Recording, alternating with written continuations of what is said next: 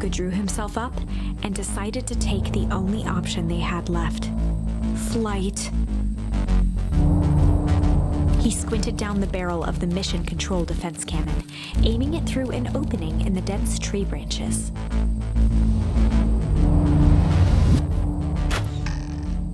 He looked up with surprise as it struck true and taut.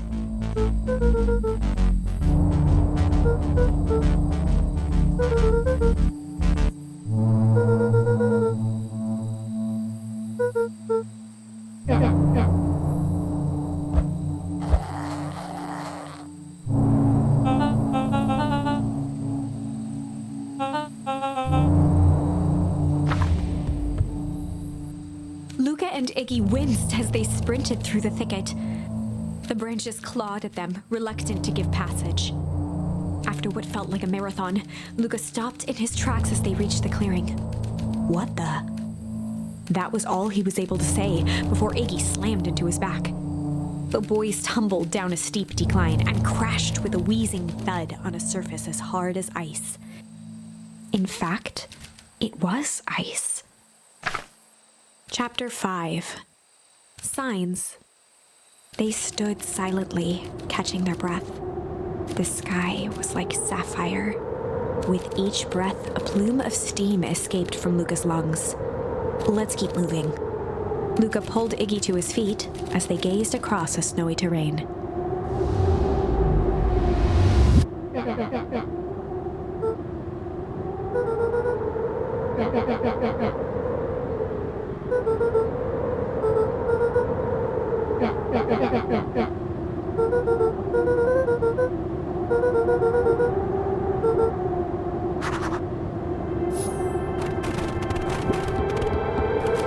Of smooth metal was lightly covered in snow. Two faint seams were visible along the surface.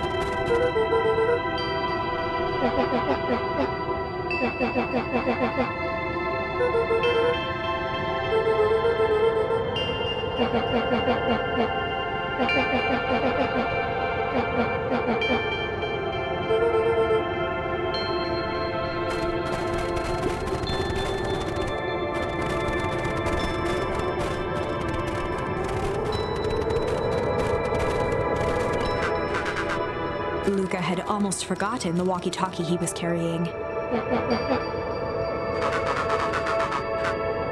Luca looked at Iggy with hesitation. With a resigned sigh, Luca responded.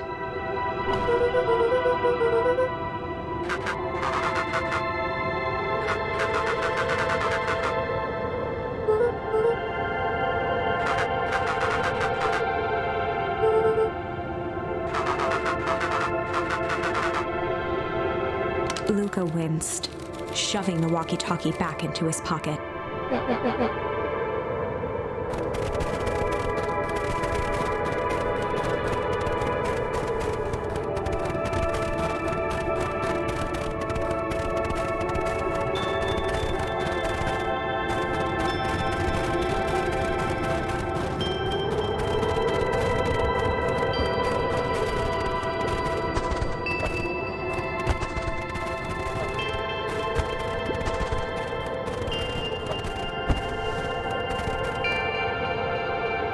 The boys stared in disbelief at the sign that now clearly read, "Welcome to Beacon Pines."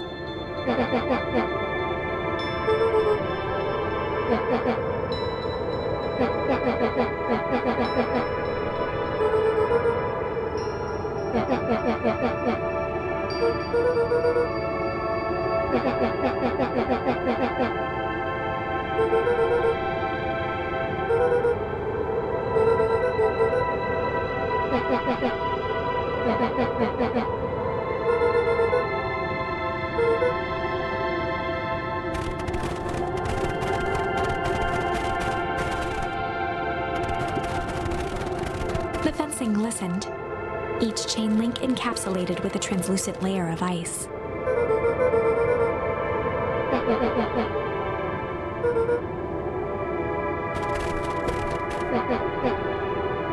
Looking down at the frozen stream, Luca could faintly see a school of minnows encased in the ice.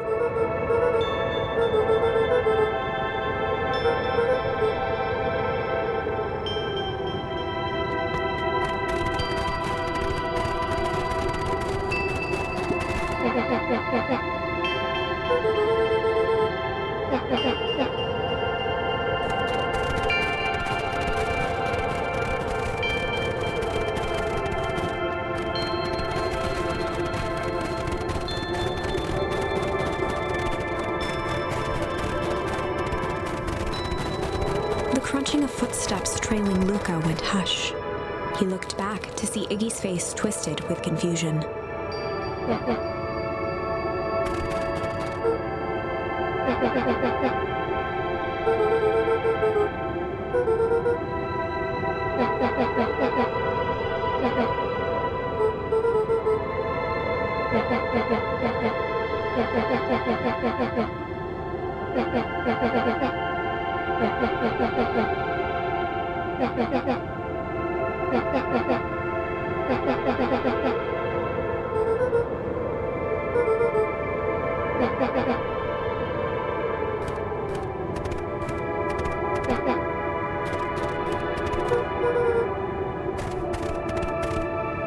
Luca peered upward at the darkening sky. He let out a long, foggy breath. Faintly, Iggy began to cry. Seeing Iggy in such a pathetic state gave Luca a sense of compassion, and more than a little guilt.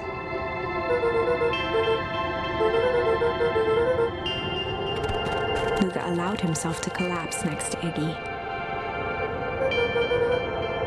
The boys huddled together for warmth and comfort. If not for exhaustion, their minds would be racing, trying to make sense of the events of the day. As it was, all they had energy for was to sit in silence, numb.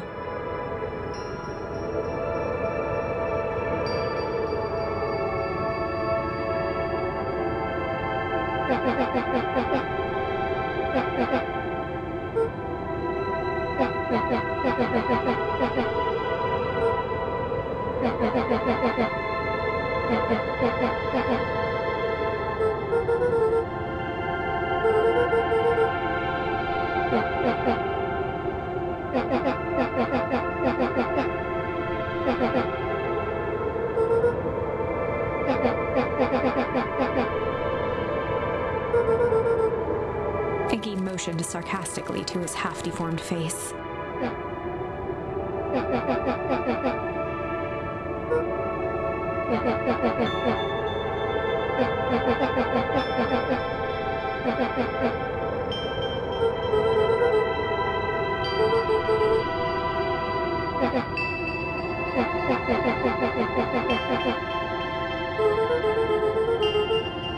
Iggy shrugged.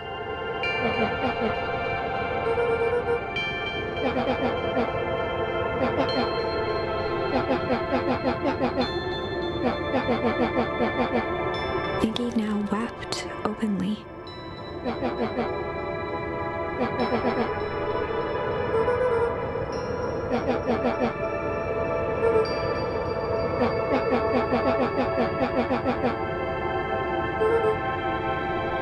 He wiped his nose with a sleeve.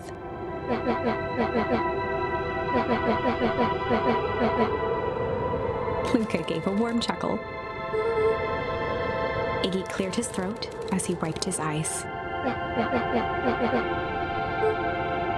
Iggy arched into a wide yawn.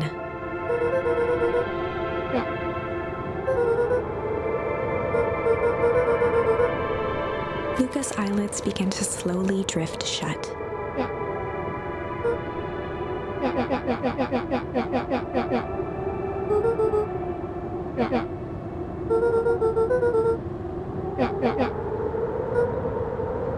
That's all Luca could whisper before succumbing to sleep. Iggy snuggled in some more.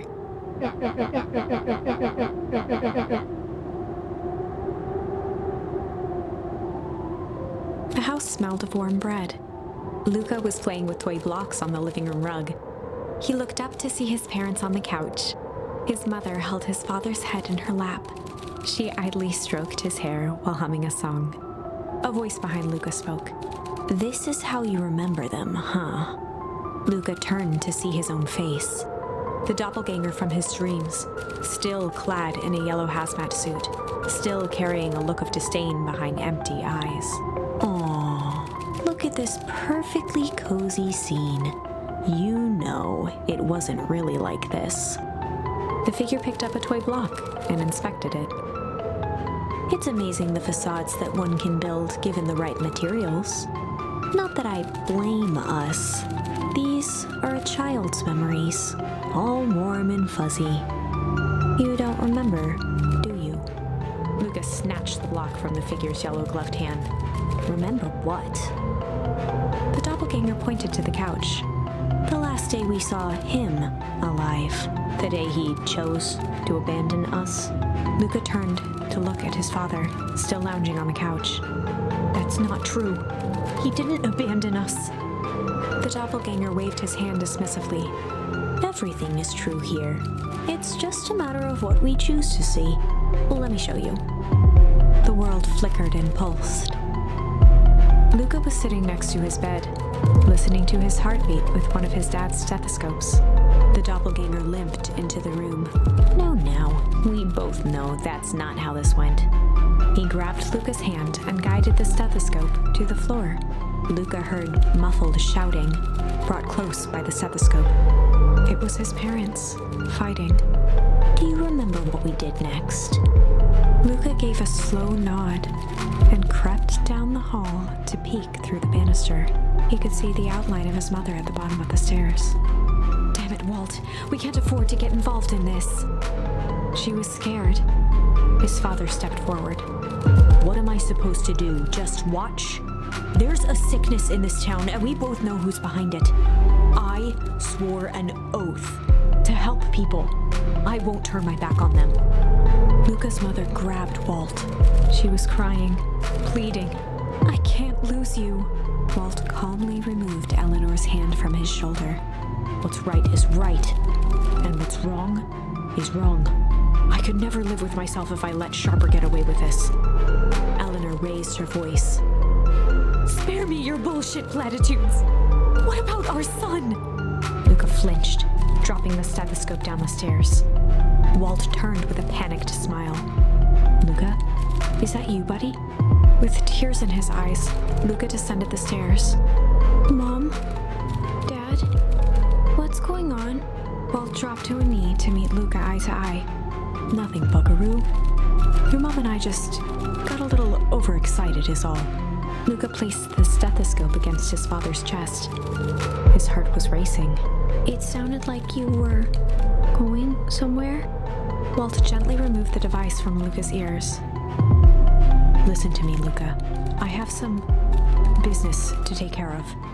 I'll be back in time to tuck you in. Luca hugged his father tightly. Promise? Walt stood up and walked to the door. He glanced over his shoulder. I promise. With a wink and a grin, he put on his hat and strode out into the evening sun. A figure approached soundlessly from the foggy snowfall. It stood above them, lingering in contemplation. Slowly raising one hand above Iggy, it snapped out 2 brisk raps on his head. From a deep slumber, Iggy sprang up defensively. Whether it was the calming presence or the recognition that he was not in danger, Iggy felt his clenched fists lower. Luca looked up, gradually remembering his whereabouts. The figure exhaled a cloud of warm vapor.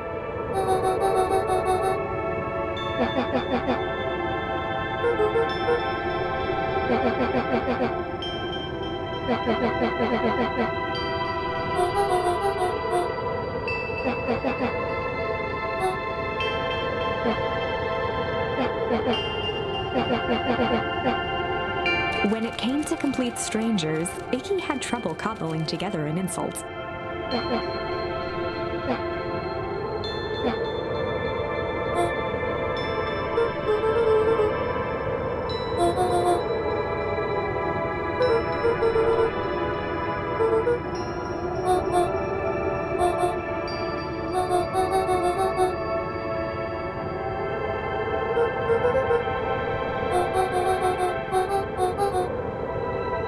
Iggy huffed with gratification. Nat began to turn away indifferently.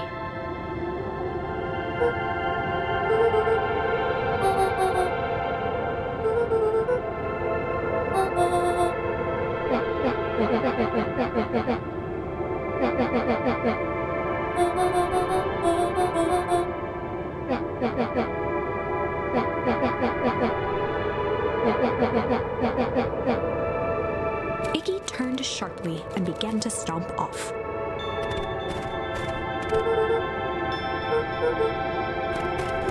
Realizing he'd worn their patience then, Nat relented.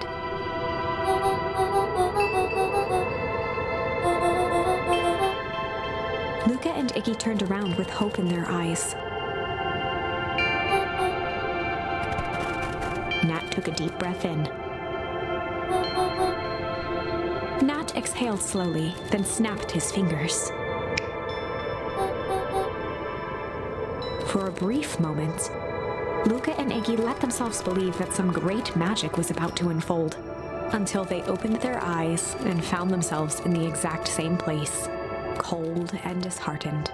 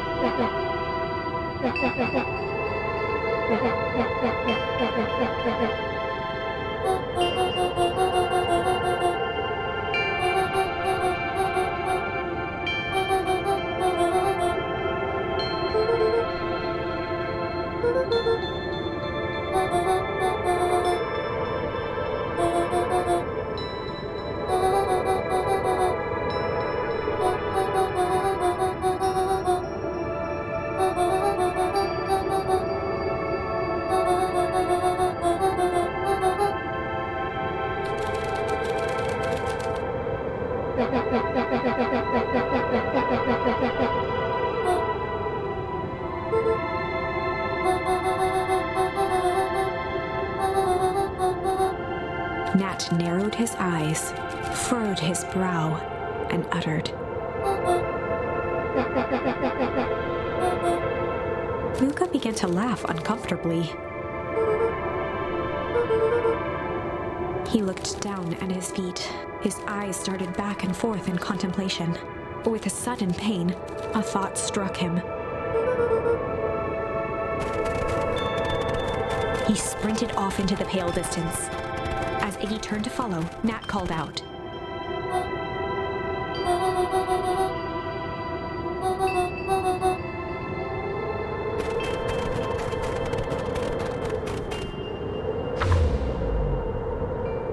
Chapter 6